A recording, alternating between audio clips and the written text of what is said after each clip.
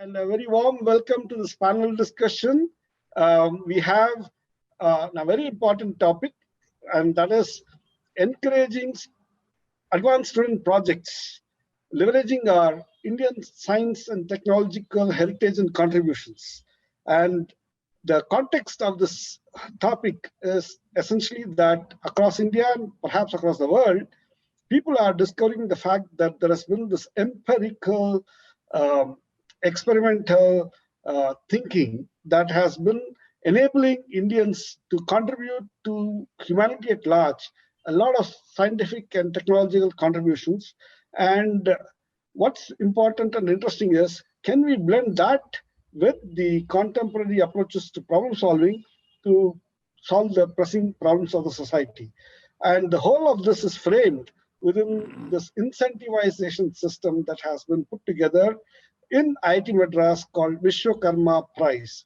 In fact, we are very, very happy to have Karthik Akiraju, who is one of the recipients of this Vishwakarma Prize. We have Akshay, who is also a recipient of the Vishwakarma Prize. And these are all students who have done their BTechs in IIT Madras, and they successfully completed projects which have had impact. We'll be joined by Ketav Chandra and Rupa Amba. They are not here yet with us, but they'll be joining soon. So let me start on this note. Rajiv ji is a very well-known scholar. He's a researcher. He has immensely contributed to the cause of Indic civilizational awareness and the fact that there is so much more to be done to make India a true Vishwaguru, right? He has been the founder of Infinity Foundation and the main driver, if I'm going to say so, behind the Infinity Foundation's 21-volume History of Indian Science and Technology initiative. So Rajiv ji, a very warm welcome to you. Thank you very much. Karthik has been a student of IIT Madras.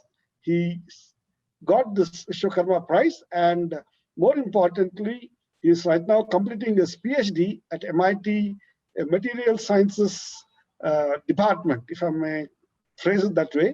And Karthik, a very warm welcome to you. Akshay has been a winner of this Vishwakarma Prize at IIT Madras, and right now I think you are based in Mumbai. Am I right? That's right. Akshay? That's right. Yeah, and I think you are running your own startup company. A very warm welcome, Akshay.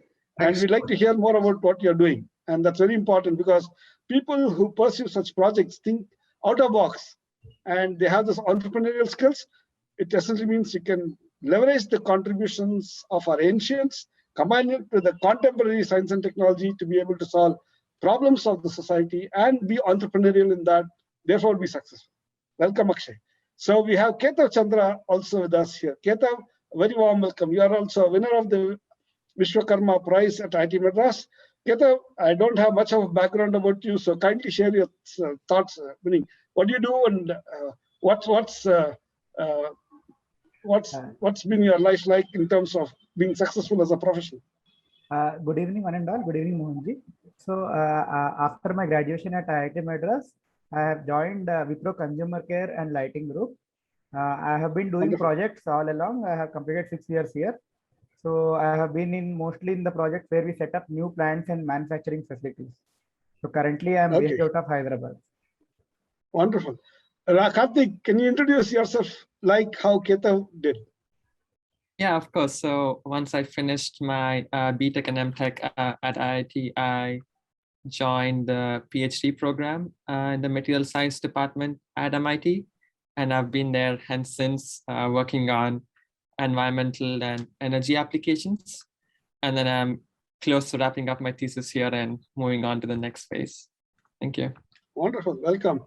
Akshay, how about you? Would you like to introduce yourself like how Karthik and Ketav did? Sure. So, hi, I'm Akshay.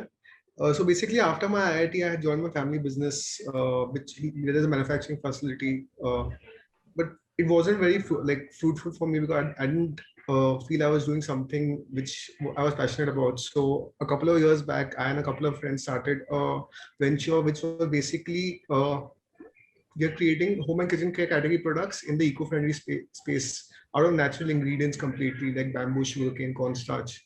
So that's where I am right now. Wonderful. So your entrepreneurial bug has bitten you and you're able to add value through your problem solving skills that you picked up at IIT Madras, Yes. for which you have been recognized with the Vishwakarma Prize. Wonderful. So Rajiv ji, so here are these students who have bright future of India in their eyes, and they have been toiling away in their own ways.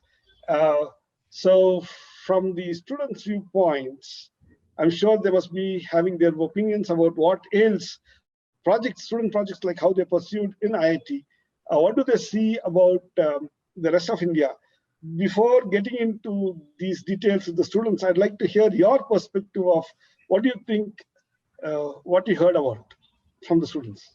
Yeah, so I think we should start by asking the students their experiences, why they chose projects of this sort. What did their fellow students, peers think of it? What issues they faced? Did they face challenges? Did they feel that there was prejudice against them? Then in the job market, in the business world, did they think that these projects helped them or hindered them? Were these projects done for personal reasons, just as a matter of their own personal cause, or did they see that this has also got merit for the nation and for society at large? I think it would be nice to understand a little bit about the three students who are present here in terms of their experience in as sort of role models, you could say, because if you could treat them as success stories, if they've been successful in doing it, then we could find ways of how to reproduce that success on a larger scale. Beautiful, beautiful. I think that's very nice to have captured what Rajiv ji is thinking about it. And I'd like to just add one footnote to what Rajiv ji said. There are no more students. They are students, and yet there are no more students because they're all professionals. They're all kind of pursuing their own professional interests right now. And they're all the winners of the Vishwakarma Prize. So let's start with Karthik. Karthik, you're just on the verge of moving out, if I may kind of say so, of studentship and possibly get into the industry to make a big difference perhaps there. So Karthik, share your thoughts on what Rajiv ji was talking about. Right. Well, I guess just to add a footnote to the footnote, I'm still a student. So I'm still, learning and then still on the same journey that I was when I, won this award 5 years ago. So I think I was lucky in some way that I was in the material science department, which, has a history, as we had spoken about earlier, like India has a very rich tradition of metallurgy and then all these ancient manufacturing processes. And I was lucky that my project was in a similar space. And then I think the biggest sort of factor that helped me in this journey was my advisor. So Professor B.S. Murthy, who was very motivating in this sense, because he was a firm believer of such ancient traditions and how we could learn from them. So Wonderful. Every day when I used to go to the lab, he was always around. And if I had a stupid question, it's like, oh, is this really relevant? Or is this going to make a difference in the future? He was always there reassuring me that this is what we have to do. This is going to be relevant. Don't worry about, getting a job or, what other people are going to think. I have your back. So I think that was one of the biggest Wonderful. factors, that I was in a safe space as such, where I could ask these questions and not feel stupid when I was interacting with my advisor. Beautiful. And then that pretty much helped me in my journey from then, because I didn't have to worry about a job. He said, you can keep continuing on this scientific direction, and then I will make sure that you end up somewhere. So he sort of helped me in getting onto grad school. And then I think I'm forever sort of indebted to both him and the institution that sort of gave me this backing to continue this journey. So I think I'll tell you what, I am inferring on very important thing from whatever you have been stating. It's not just about science, technology alone that matters. What's important is that relationship with the advisor. It's almost like a guru-shishya relationship, right? And the guru is there setting out the goals for you. And as a sincere shishya, you have been slugging it out to make it happen. And I think that's been very fruitful. And that success is what will be a motivating factor for students to really take up. That's a very interesting point. Very interesting. So let me go to Akshay. Akshay, you have been running your family business. You started your own enterprise, and like how Karthik was saying, I would like to hear from you what Rajiv was asking. What motivates you guys to take up such projects? What kind of light do you see at the end of the tunnel? And how satisfying it is for you right now after having completed several years post your graduation from IIT to look back, and what kind of advice would you give to the students who might want to pursue such projects? So actually taking this project was, there were a lot of factors that went into it. One was obviously my advisor that I had a very good connect with my advisor at that point of time. Secondly, I think your advisor was Professor Manivandan? No, Professor Lakshman. Professor Lakshman, wonderful. Yeah. Continue. I was always interested in history as a child, minus the dates. Like obviously, like mugging the dates was a big problem, but I was always interested in history, like learning about the various dynasties in India, the various empires that were there in India. So that was always of some sort of interest to me. One thing that always was a concern for me was how, like, we used to go abroad. We used to always see how, like, we used to love it. Like, just the feeling is different. It's a much cleaner place, and people used to say, why is India not like this? But the thing is, we are not doing any, we are the ones that's made India like dirty, and we are, as individuals, are not doing our bit. So that's what, right. So that's what I like, that's what hits me. And that was one of the reasons I wanted to do something which can be beneficial to me. It was a very small project. Wonderful. It was a very small project. Like from my part, it was just a 6-month project, and I didn't realize I didn't do something like great. But like a couple of years back, after a year of me passing my IIT, a couple of companies actually contacted me to give them some details about the project, and that's when I realized, yeah, I did something that could have been helpful. That's very interesting. So what you're saying is, first and foremost, as Indians, we need to reinvent ourselves. We need to be as effective and efficient in our life, like the way the Western people are in their lives, right? And that's not something alien. Second thing is the fact that you're so intuitively innovative is what you brought out, saying that a couple of companies expressed interest in the outcome of your project. And that's when you kind of said, maybe there's gold in it, so let me strike it first. And that's how you kind of started off on your venture, which is very interesting. That's very good. That kind of motivates a lot of people to say, okay, let's do a better job. So let me go to Ketav right now. Ketav, you heard Karthik, you heard Akshay, and I'm sure you must be friends, or must have been friends when you were in IIT, right? And now you're a professional manager in a professional large enterprise. So what do you say about what Rajiv asked? What motivated you to take up a project? What kind of project was it? Who was your advisor? What do you say to students who might be interested in taking up such projects? And how do you think, what is success all about? What do you think about success? Yeah. So my project undergrad was under the guidance of Professor A. Ramesh in Mechanical Engineering Department, specifically IC engines. Okay. So initially from the start, from the time I joined IIT, my motivation for being in mechanical engineering was coming from the automobiles.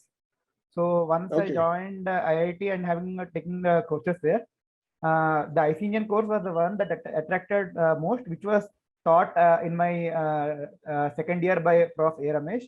So from there on, my journey with him started, and from there on, I have been taking what all courses he has been offering in the engines. And moving forward, I was actually liking engines, so I have approached him for a project based on my interest. So my project was developing a controller for a biogas engine, using biogas in a CI engine.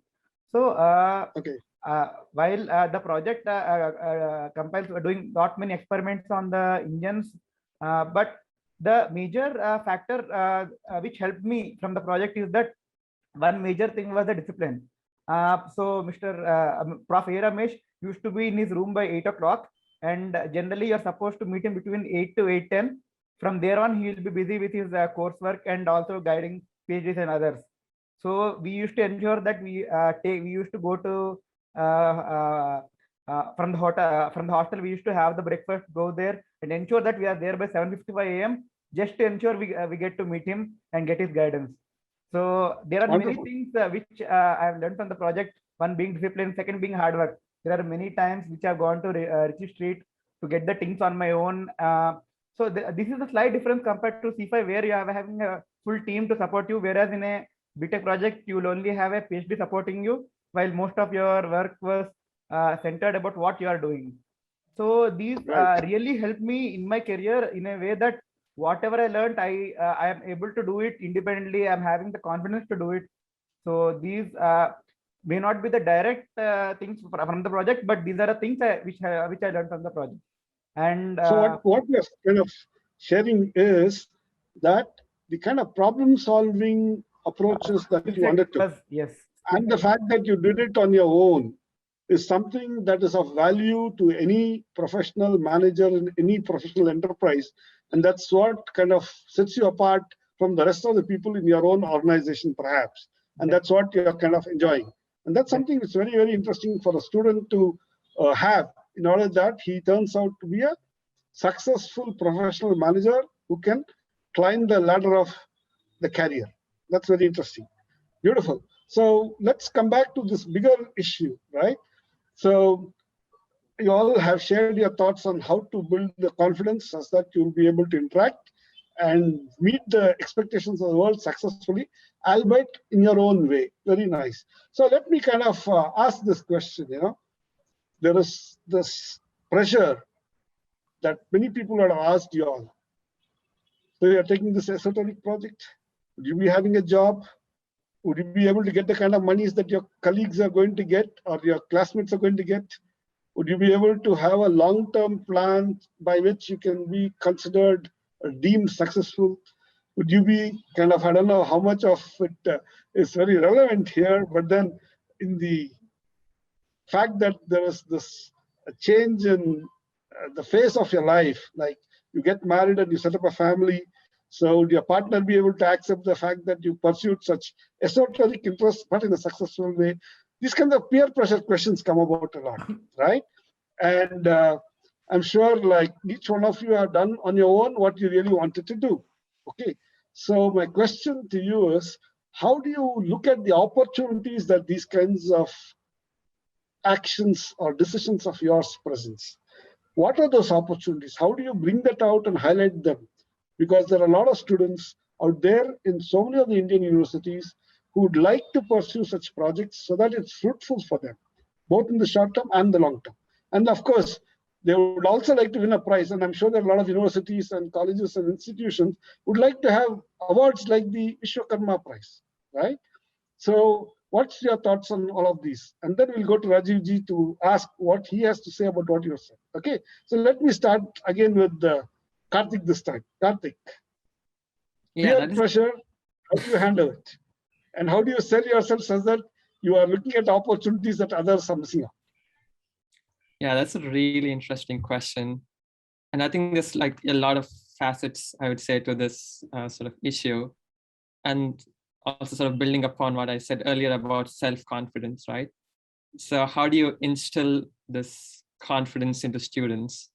And I think this has been a question that's been around for so long. And I don't think I have a right answer to this question, but I'll try to share what my experience has been. I think what affected me the most was the environment around me. And it could be your parents, your professors, or just society in general. And how do you what kind of energy do you get from the society around you? And how much would you succumb or not succumb to what is happening around you? And I think that comes from how much, again, reassurance you have, who is having your back. And in my case, I was lucky that everybody was okay with what I was doing, but I understand that, the different people who come from different backgrounds and they have different obligations and different, needs that they have to address before they can do whatever they want. So I was lucky in that I could just email anybody and then just get what I want. But I understand that everybody else has their own limitations. And the biggest problem. So what you're kind of bringing out, Karthik, in so many words, is the fact that you as an individual, you had a very strong conviction in wanting to do what you really wanted to do. And that kind of acted as a if I might kind of say so, a vaccine against possible potential disruptive peer influences, right? Right. And the reason for that was And again essentially environmental. that enabled you to also pursue what you really wanted to do, is it not? That's a very interesting way of looking at it, the inner strength that you had. So let me go to Akshay. Akshay, so peer pressure, So money as the most important objective of life, the notion of success, and especially when you pursue projects which are of this type, which your guide has been kind enough to put together for you the core concepts of combining something from our ancient Indic traditional knowledge system and modern problem solving for solving something of the society. What do you say to that, Akshay? What do you look at all of this? So honestly, for me, there was not any peer pressure for the job aspect, because I was clear from the start that I'm not going to do a job. So like there was no peer Okay. pressure on that side. Like honestly, my friends were telling me, why are you taking such an advanced project? Why can't you just do a straightforward project? Because yeah, this project was more advanced and more intensive than the other BTech projects that were there. So the only thing Okay. is, I as an individual always like taking projects that are challenging and where I don't know, like I want to figure things out. I want to figure there's a problem statement. There's no set way of we don't know direction we are going or going to take in the future. We just have to figure it out and then find a solution. So that's something that interests me, and I as a individual I love to solve problems, and this was something which basically this helps me today also, and it basically helps me where I am, and that's why it motivates me. And I think it's Yeah. So you're kind of essentially telling me that, look, I have my convictions and I didn't have to have the peer pressure of running after a job that gives me a big fat salary in some MNC. So therefore my ideas were set. And I was the adventurous type who would like to do problem solving. So let me do what I want to do. And I was able to do something which is really beautiful. that's correct. Wonderful. I think I kind of summarized it in a certain way, which I understood. And I hope that's same as what you are trying to say. Let me go to Ketav here. Ketav, Yeah. you are in an organization where you have to undergo some kind of, if I may say, the performance evaluation as to how you performed with respect to your peers, right? But then what I'm saying is peer pressure exists from the time you graduate out to whatever it is.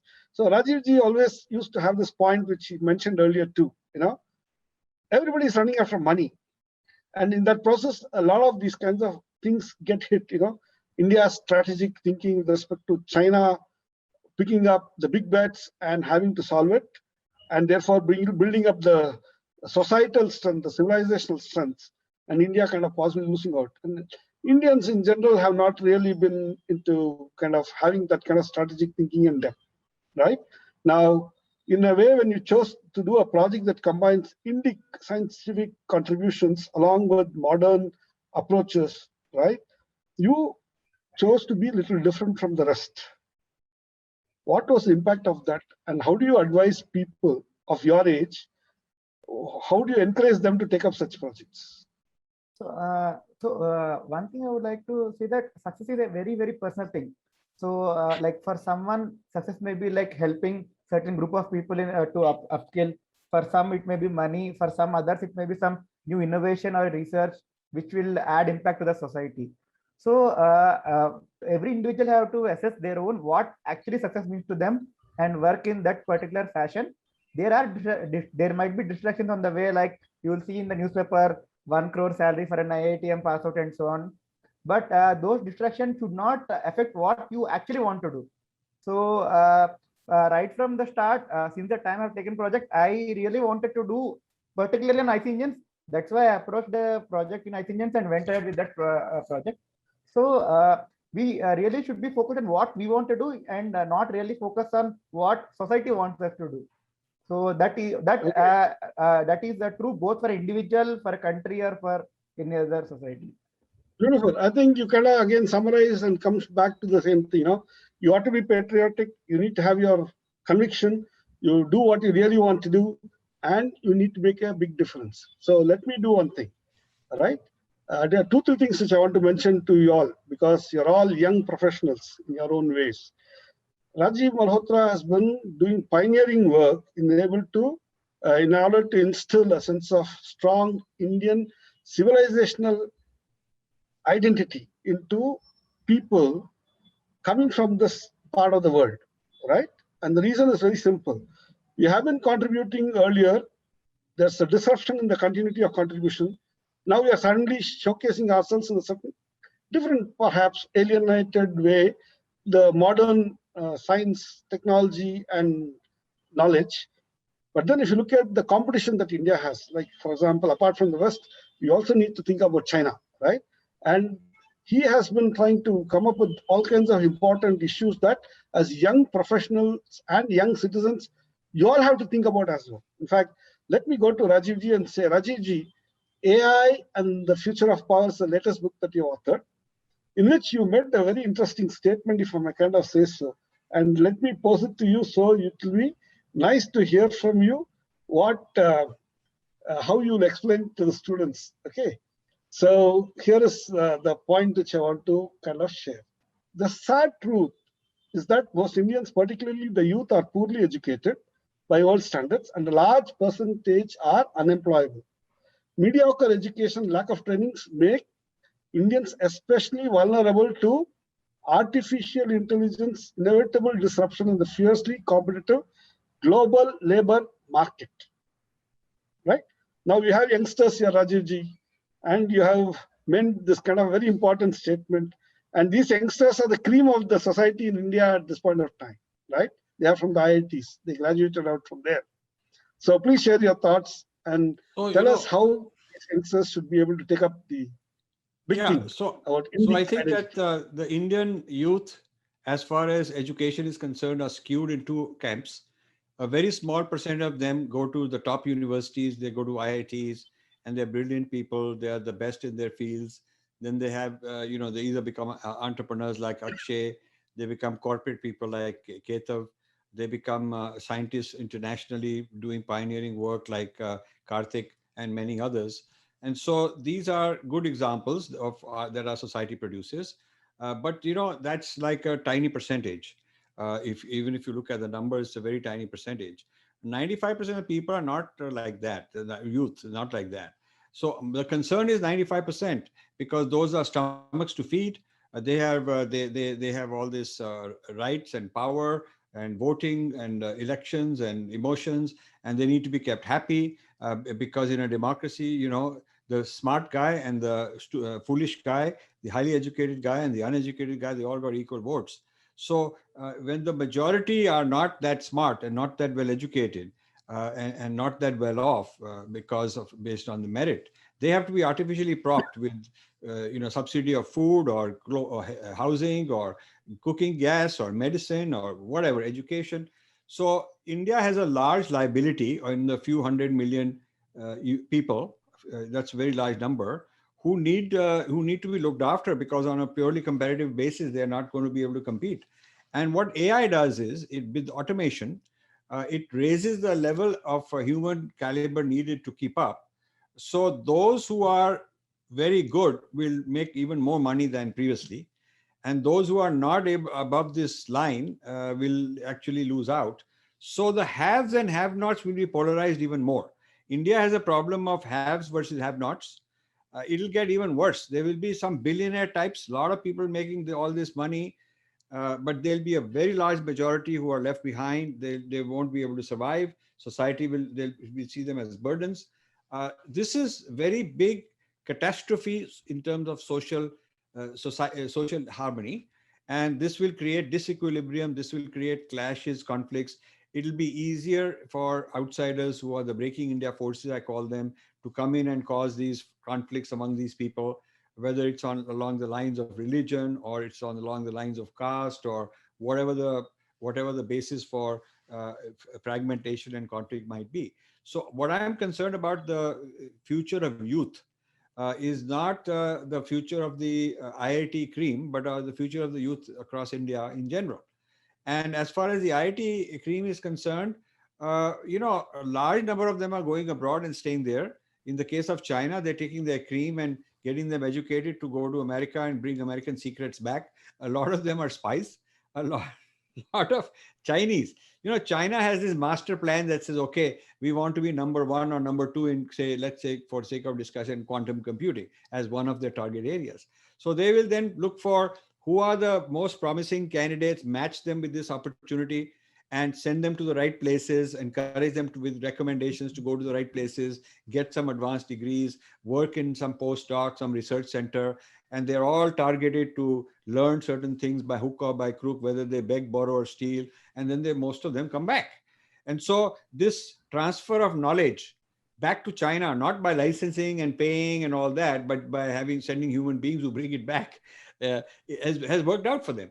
And India hasn't had this kind of a strategy. India, each individual goes on their own. Each individual decides what is good, what they want, what's their career. It's got nothing to do with any other individual. It's got nothing to do with what the government sends them to do.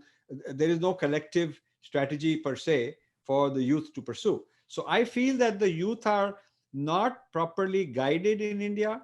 The government is not guiding them. They are all on their own. And a lot of them, vast majority, don't have the opportunity like an IITian would have. That's my take on what's going on with India. And I feel that this is a very dangerous situation for India's survival. Wonderful, wonderful. Let me do one thing, Rajivji. Whatever you have said, let me pick it out from your book. Okay. This book, AI and the Future of Power. I strongly recommend that you all, Akshay, Karthik, Ketav, should read it. And read it for the one reason that this is something that's going to impact your lives as much as my life, right? What Rajivji discusses about. And let me take one particular stance. He described it in so many words, but here it's a little more summarized and a little more hard-hitting. So let me read it out. It is in page number 123 of his book.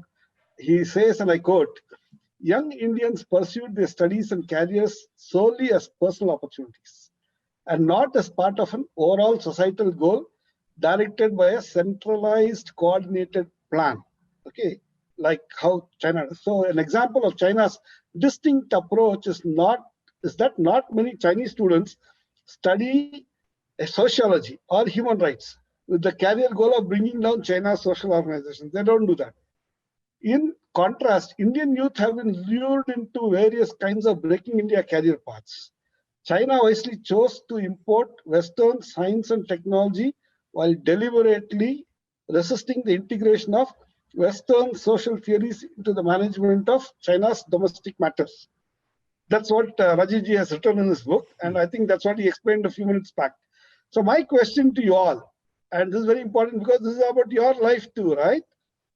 What do you think about this statement? China, the priorities of nation building, what you could do in order to be able to enhance India's status in the Committee of Nations as somebody who has solidly contributed to problem solving using your science and technological knowledge applied to the situation that you are in. So let me start with Karthik. Karthik, what do you have to say to what Raju says? Right. I think I'm going to start by saying that I may or may not be an Indian spy in the US who's here to steal all the secrets. That's a wonderful disclaimer. I really appreciate it because Rajiv must have kind of put it out in such black and white terms, something which not everybody in China may appreciate, but that's okay. He's just trying to be metamorphical there. Right. Anecdotal there, but that's okay. Keep it aside. But the point is this. Do you understand that there is something called adding value back to the society from where you came? Right. And especially in the global context, we are not trying to say that we need to be jingoistic or something like that, right? Right. So what's your take on that? Right. I think one thing that I think all of us have to sort of rethink, just sort of picking a few phrases from what you sort of mentioned earlier, is what is our overall societal goal? So Right. if you look, as Rajiv just mentioned, the inequality in our society has been growing for the past few decades. And if we sort of continue on the same track, this is only going to increase and become even more worse. Societal anarchy will increase a lot. Right. So I think together in a sort of a democratic way, I think all of us have to come together and agree as to what growth means, what values mean, because as Ketav mentioned earlier, everybody has their own set of values and what they where they want to end up in life. And because India is like such a diverse country, all of us could sometimes have conflicting notions of what growth and values are. So I feel Right. at a very high level, we somehow have to agree on, where we are going towards. Because So if China is the 800-pound gorilla on the northern border of India, do you think all the Indians will get together and start thinking about how to work together in a solid way so that they can at least stand up and tell China, look, you are what you are and we are what we are. We are all together and united in keeping ourselves intact. Exactly. So how do we reach that point? Because that's exactly the point. That's what Rajiv is talking about in this book. Right. So I feel, we need, even let's say, as Rajiv mentioned, once AI comes in, it's going to be the same. We're going down the same route of being more divisive. The inequalities are just going to increase. So because whether we like it or not, AI and machine learning is going to come into our lives. And if we don't take it up right now, all these breaking India forces, as Rajiv ji mentioned, are going to come and impose them on us. And then we'll go down the same route of, just being sort of these digital coolies as such. We're kind of colonized in a certain way. We are mentally colonized. You're going to be physically colonized as well. Exactly. So, and now I think, it is time that now we take this up. You guys are going to think deep about it. Exactly. Okay. So, Akshay, let me take it from what Karthik said. Akshay, there is this 800-pound gorilla called China standing at the doorstep north of India, right? You don't know what they're going to do, but then you look at them and say, oh my God, these guys are doing a very coordinated way of nurturing studentship and ensuring that even if they go abroad like Karthik, they're all going to come back and add value to the society at large. Of course, it can be like Rajiv too. Rajiv is in the US, but he's been doing a tremendous job adding value to India at large here, right? So, Akshay, what's your view on this? Yeah. So I think there's nothing wrong with having a personal goal and personal benefit first mindset. It's like China has created a ecosystem where they have created opportunities for where people can follow their personal goal in such a way that it is socially beneficial to them. Over the past few years, India, I think over the last 10 years, India has done tremendously in that aspect. Before that, yes, we were lacking. But look at us now. There's so many, my personal relatives, they have over the last 10 years, they've come back to India saying that India is the future. So we are going in the right direction. We as individuals are selfish human beings. Like we always will see our personal growth. But yeah, it's the government's responsibility to create such opportunities where we as individuals can pursue our personal goals so that it's aligned with the social good. Okay, that's an interesting point. Wonderful. Ketav, how do you respond to these kinds of questions that Karthik and Akshay have been posing about? Yeah, I think for a nation to achieve its goal, there should be a coordinated approach right from the top, where a leadership determines what we are supposed to achieve in the line with what we want to do. But one of the feather of democracy being elections, which are being held at regular phases of 5 years, it always pushes them for a short-term goals instead of a long-term goal. So that is one of the concern where the politicians, leaders are also looking how to get the data, ensure that the person who might not have studied or got the knowledge, to vote for them to ensure that they continue in power to move forward. If I kind of say so, the reason why India's kind of largest democracy is, and I'm sure Rajiv will fully agree, and he has been talking that so many times, is because in the core of our Indic civilization is the democratic values. Okay. And the reason why we have been able to do what we are able to do is because of the 10,000 years of democratic values that we have imbibed. And it's a Indic democratic values, right? So the question that you all have to ask, which is what I would like to request Rajiv to talk about, is what is that grand Indian narrative that these young citizens should have as a view?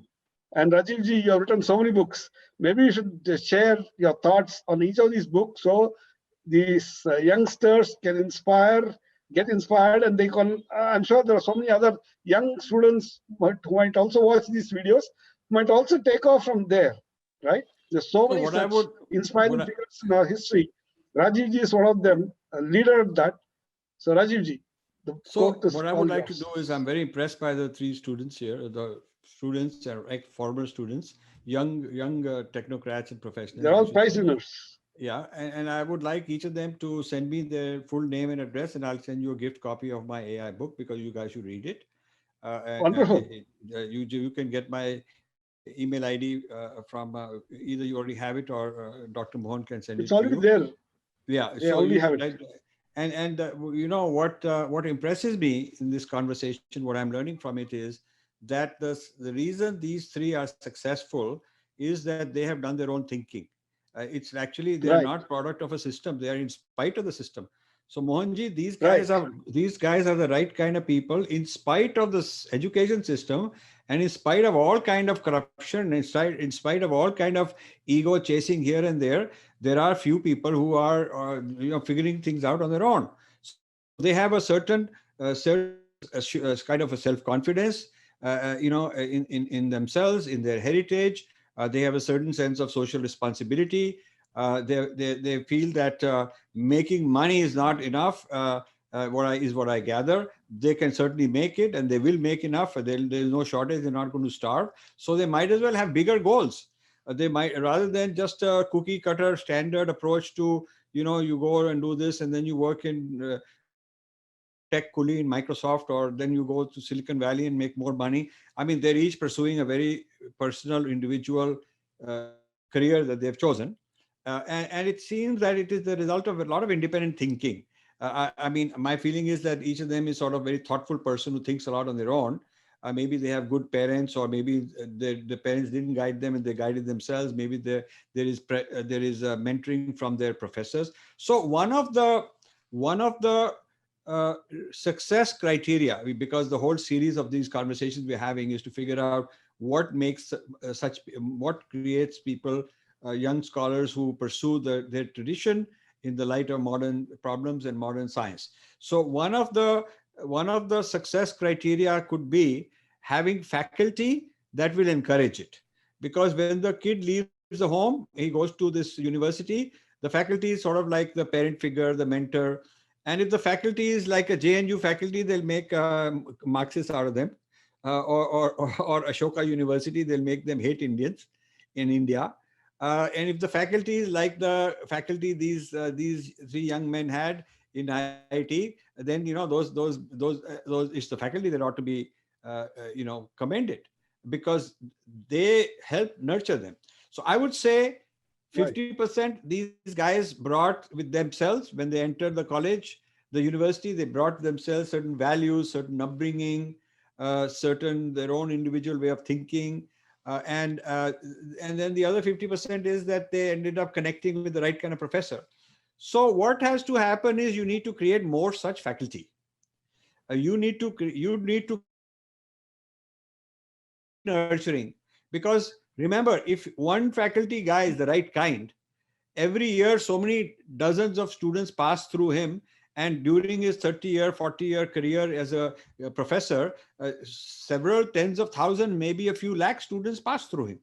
So if he's the Right. right kind, look at the amount of leverage, look at the amount of force multiplier, look at the amount of impact he can have in his career. So I think Beautiful.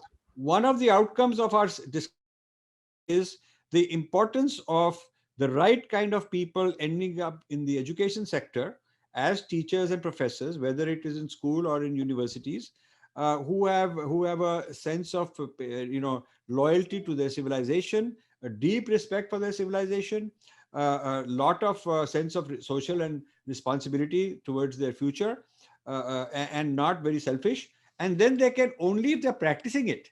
So I feel that we should not, we've underestimated the importance of good faculty, and maybe a lot of encouragement to train the right faculty training on civilization.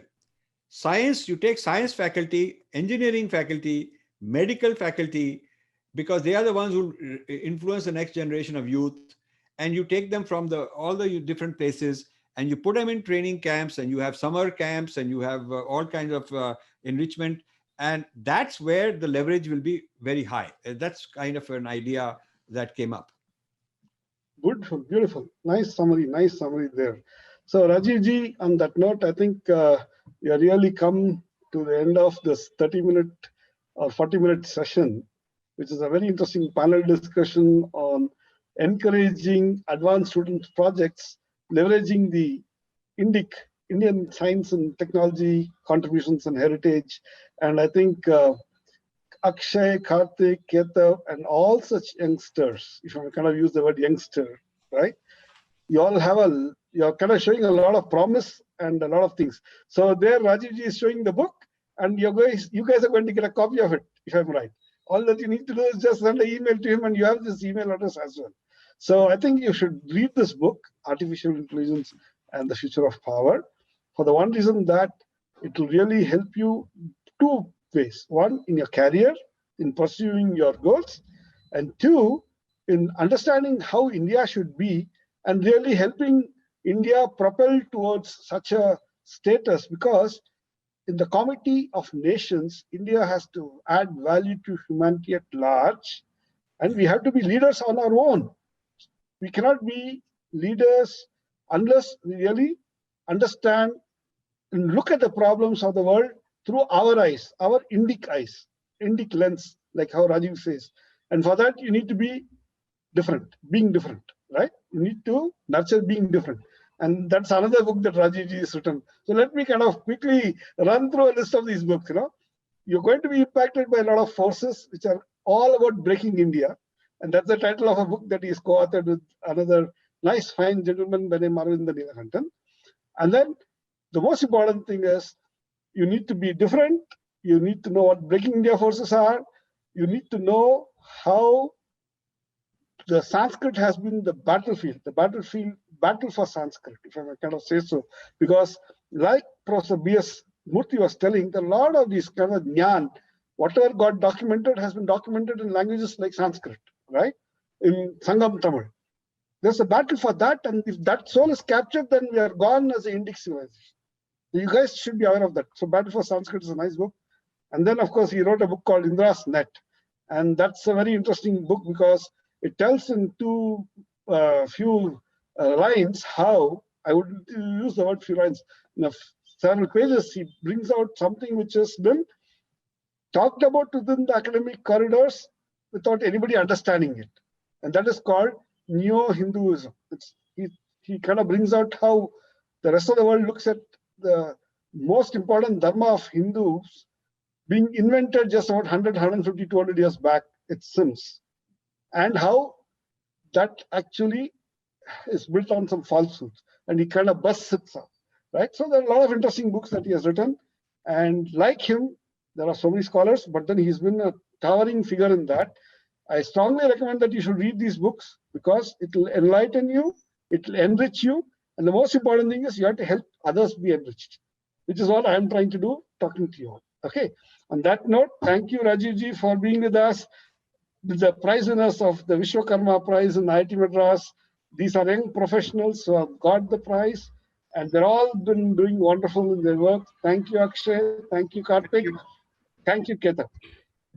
Thank you, and thank you, Mohanji, and to the students, these young people also, young youth of India.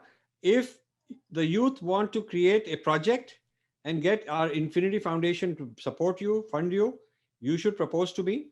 For example, if you feel that an award like this could become national, could be scaled with more funding, and could become something on a bigger scale, and we need a selection committee, award committee, if people like you want to. I want young people.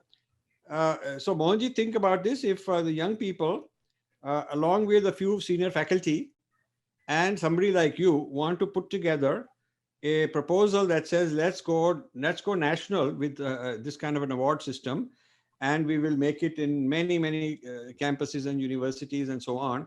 And then we'll have an annual award ceremony. We'll go there and do it in a big way, and give these awards and honor these students, honor their professors. Like that, we'll encourage through example, because when you encourage the right kind of thinking, more people follow. When you encourage all the wrong kind of thinking like happening in social media, then that becomes the bandwagon, which is destroying India. So we need to, one way to counter the negative forces going on is to create some positive forces and give them a push Beautiful.